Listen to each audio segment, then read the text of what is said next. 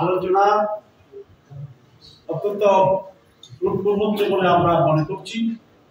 অনেক বিষয়ে আমাদের ভিতরে মত বিনিময় হয়েছে, নানা বিষয়ে ব্যাখ্যা হয়েছে এবং কিছু কিছু বিষয়ে আমরা একমত হয়েছি।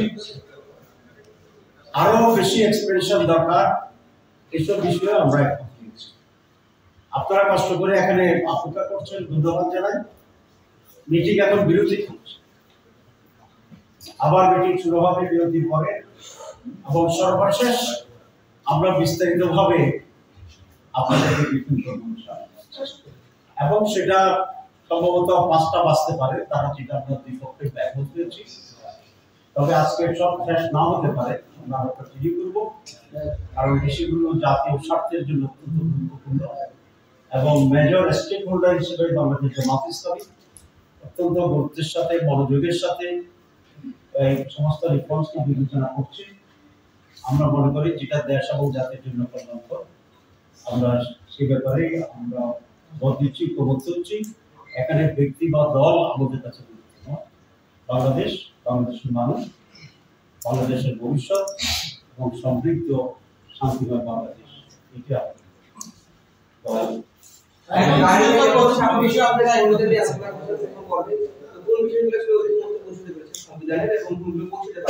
আমরা এখনো আলোচনায় আছি। তো বিষয়ে আমরা এখনো আলোচনায় আছি। তো সে কারণে আমরা যখন ফাইনালি কনক্লুড করব তখনই আপনাদের কাছে আমরা ব্রিফ করবো। আপাতত সংবিধান আলোচনার ভিতরে আছি, এরপরে আমরা প্রসঙ্গে আলোচনা করব।